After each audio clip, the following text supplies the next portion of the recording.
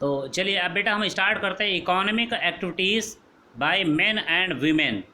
यानी economic activities का मतलब क्या होता है, आर्थिक गतिविधियाँ बाय मेन एंड वीमेन, यानी जो मेन और वीमेन के द्वारा कौन कौन सी जो है जो आर्थिक गतिविधियाँ हैं वो आपकी जो है कराई जाती हैं। ठीक है, activities which add value to the national income are called economic activities are market activities. यानी ऐसी एक्टिविटी जो क्या करती हैं हमारे जो है नेशनल इनकम को मतलब जो है नेशनल इनकम को बढ़ाने के लिए ऐड की जाती हैं, उनको हम क्या कहते हैं, उनको हम जो है इकोनॉमिक या मार्केट एक्टिविटीज़ भी कहते हैं।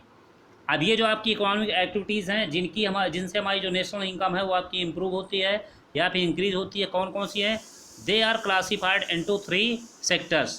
पहला बेटा आपका है आपका जो है प्राइमरी सेक्टर, यानी पहला क्या है आपका प्राइमरी सेक्टर है। ठीक है, प्राइमरी सेक्टर में कौन कौन सी आपकी एक्टिविटीज़ होती हैं, क्योंकि देखिए ये आपका इकोनॉमिक्स का जो चैप्टर है और इसमें जितनी भी आपकी एक्टिविटीज़ होती हैं जो थिंग्स को या फिर आपकी जो प्रोडक्शन को बढ़ाती हैं वो सारी सारी आपकी इकोनॉमिक एक्टिविटीज़ कराती हैं।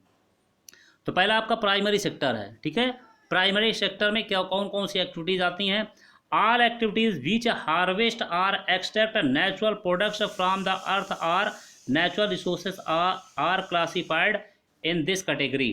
यानी ऐसी एक्टिविटीज़ जिनसे जो है हम अर्थ से नेचुरली या नेचुरल रिसोर्सेज के रूप में हम जो है अर्थ से प्राप्त करते हैं उनको हम जो है लाते हैं। या ये कह सकते हैं जैसे आपका माइनिंग है, आपका मतलब जो है एग्रीकल्चर है। ठीक है, ये इस टाइप की जो एक्टिविटीज़ होती हैं वो सारी की सारी किस में आती हैं, प्राइमरी सेक्टर में आती हैं। These include agriculture, forestry, dairy farming, animal husbandry, fisheries, poultry farming, mining and enquiring. यानी अभी हमने बताया बेटा कि जितनी भी आपकी एक्टिविटीज़ जिसमें आपका जो ज़मीन से नेचुरल रिसोर्सेज को अवेलेबल मतलब उनको जो है निकाल करके या फिर उनको हम जो है खोद करके या फिर उनको हम जो है डिफरेंट वे में हम यूज करते हैं, तो उसको हम क्या बोलते हैं, ये आपकी प्राइमरी सेक्टर्स में एक्टिविटीज़ आ जाती है। अभी हमने आपको बताया भी कौन कौन से, एग्रीकल्चर है, फॉरेस्ट्री है, डेयरी है, फार्मिंग है, एनिमल हस्बेंड्री, फिशरीज है और पोल्ट्री फार्मिंग है, माइनिंग एंड क्वायरिंग। यानी आपका जो है एग्रीकल्चर आप जानते हैं, फॉरेस्ट्री आप जानते हैं, डेयरी फार्मिंग आप जानते हैं। ठीक है, एनिमल हस्बेंड्री यानी पशुपालन, फिशरीज है मछली पकड़ना, पोल्ट्री फार्मिंग में मुर्गी पालन है, माइनिंग माइनिंग मीन्स क्या होता है, जब हम जो है अर्थ से बहुत सारे जो आपके मिनरल्स हैं उनको खोद के निकालते हैं तो उनको हम माइनिंग बोलते हैं। ठीक है, एक्वायरिंग क्वायरिंग उनकी जो है अलग अलग जो है कैटेगराइज करना, ये सारी सारी चीज़ें आपकी इसमें आती हैं, प्राइमरी सेक्टर में आ जाती हैं। अब आ जाता है बेटा आपका secondary sector, using products resulting from activities. यानी using products resulting from activities in the primary sector for manufacturing of finish goods are classified in this category. यानी जब हम प्राइमरी सेक्टर से बहुत सारी चीज़ें उनको जो है हम ले करके और फिर उनमें क्या करते हैं, उनमें उनमें जो है कंस्ट्रक्शंस करते हैं, या ये कहते हैं जब हम फिनिश्ड गुड्स में कन्वर्ट कर देते हैं तो आपका जो कन्वर्जन होता है वो आपका सेकेंडरी सेक्टर हो जाता है। ठीक है, या हम ये कह सकते हैं जो प्राइमरी सेक्टर से रॉ मटेरियल के रूप में जो चीज़ें हम पाते हैं और फिर उनको जो है फिनिश गुड्स में हम कन्वर्ट कर देते हैं तो वो आपका क्या होता है, वो आपका सेकेंडरी सेक्टर होता है। ठीक है, all manufacturing progress and construction activities are included in this in the secondary sector. यानी जितने भी आपके कंस्ट्रक्शंस की एक्टिविटीज़ होती हैं, मैन्युफैक्चरिंग के एक्टिविटीज़ होती हैं, या हम कह सकते हैं जो नेचुरल आपके रिसोर्सेज होते हैं उनको जब हम फिनिश गुड्स में मैन्युफैक्चरिंग करके हम परिवर्तित कर देते हैं तो वो सारी सारी आपकी जो एक्टिविटीज़ हैं वो आपकी सेकेंडरी सेक्टर में आ जाती हैं। ठीक, अब यहाँ पे नेक्स्ट बेटा आपका आता है tertiary sector, all activities which support the primary and secondary sectors are classified in this category. यानी ऐसी चीज़ें जो प्राइमरी सेक्टर और आपका सेकेंडरी सेक्टर दोनों के वर्क में हेल्प करती है यानी सपोर्ट करती हैं, उनको हम क्या कहते हैं बेटा, उनको हम टर्सरी सेक्टर कहते हैं। ठीक है, जैसे आपका these include trade, transportation, communication, sales and services, education, health, tourism, banking, insurance, legal services, government etcetera. आपने देखा होगा जो प्राइमरी सेक्टर का जो भी प्रोडक्शन होता है उसको ट्रांसपोर्ट फैसिलिटी है, बैंकिंग है, उसके अलावा आपका कम्युनिकेशन है, यही हाल आपका जो है सेकेंडरी सेक्टर में बहुत सारी जो चीज़ें आपकी जो है मतलब उनको बनाते हैं, बनाने के बाद फिर उनको हम ट्रांसपोर्ट, कम्युनिकेशन, बैंकिंग, इंश्योरेंस, ये सारी चीज़ें, टेक्नोलॉजी, ये सारी चीज़ें हम अवेलेबल कराते हैं।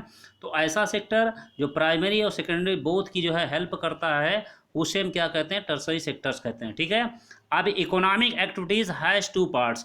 बेटा यहाँ पे इकोनॉमिक जो एक्टिविटीज़ हैं उनके आपके टू पार्ट्स होते हैं। ये तो आपका हमने बताया सेक्टर्स कि इकोनॉमिक्स मतलब एक्टिविटीज़ के कितने सेक्टर्स होते हैं, अब इनके टू पार्ट्स कौन कौन से होते हैं। ठीक है। तो पहला आपका है market activities. These activities involve remuneration to the person who perform an activity for pay or profit, production of goods और सर्विसेज इंक्लूडिंग गवर्नमेंट सर्विसेज। यानी मार्केट एक्टिविटीज़ में क्या होता है कि वहाँ पे जब हम या तो पे करते हैं या फिर हम प्रॉफिट कमाते हैं। मार्केट एक ऐसा जो प्लेस होता है जहाँ पे सेल्स और परचेज का काम होता है। ठीक है। इसमें आपका क्या होता है, इसमें प्रोडक्शन ऑफ गुड्स और सर्विसेज इंक्लूड गवर्नमेंट सर्विस, ये सारी चीज़ें आपकी यहाँ पे अवेलेबल हो जाती है।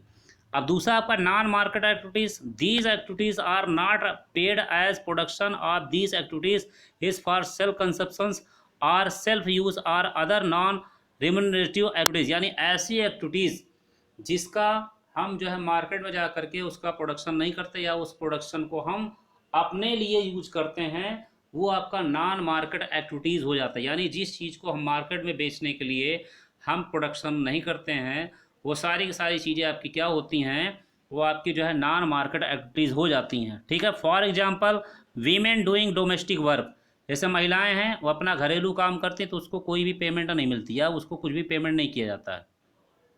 लुकिंग आफ्टर चिल्ड्रेन, बच्चों की देख रेख, are non market activities. While men working in the fields, जैसे लोग हैं, जैसे मान लो जो बहुत से लोग हैं, मेन हैं, आदमी हैं, वो अपना मतलब खेत में वर्क कर रहे होते हैं, earning money which they spend are rearing their families are market activities.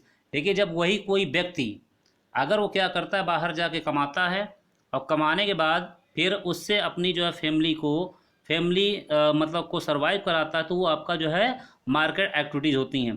This division of labour between men and women in families is due to historical and cultural reasons. यानी यहाँ पे जो मेन अगर बाहर कमा रहा होता है तो उसकी वैल्यू को हम एज ए मार्केट एक्टिविटी में कन्वर्ट मतलब जो है उसको काउंट करते हैं। लेकिन जो वीमेन होती हैं, महिलाएं होती जो घरेलू काम कर रही होती अपने घर में, उसकी कोई मार्केट वैल्यू को काउंट नहीं किया जाता है। ठीक है। ये आज से नहीं, इसके पीछे आपका जो है हिस्टोरिकल, ऐतिहासिक और आपका कल्चर रीजन हो सकता है। अब बढ़े आ जाते हैं education and skill determinates of earning. जो एजुकेशन है और आपकी जो स्किल्स है, ये कैसे जो हमारी अर्निंग को प्रभावित करती हैं। Education and skill are the major determinants of earning of any individual in the market. जो हमारी स्किल है, हमारी एजुकेशन है, वो क्या करती है, हमारी अर्निंग को काफ़ी हद तक जो है प्रभावित करती है। A majority of women have meagre education and low skill compare to men. ज़्यादातर आपकी जो महिलाओं की संख्या है उसमें जो पुरुषों के अपेक्षा कम जो है पढ़ी लिखी होती हैं। ठीक है। Most women work in primary sector which lakhs of job security, legal protection and provides irregular and low income. ज़्यादातर जो महिलाएं हैं वो आपकी प्राइमरी सेक्टर में जॉब करती, जहाँ पे जॉब की सिक्योरिटी नहीं रहती है और जो आपका लीगल यानी मतलब जो वैधानिक आपका प्रोटेक्शन और जो जॉब अवेलेबल भी होता रहता है, तो वो आपका लो प्राइस में, लो वेज में और इरेगुलर होता है। ठीक। There is also absence of basic facilities like maternity leave, child care leave and other social security system. On the other hand, women with high education and skill are paid equally as men।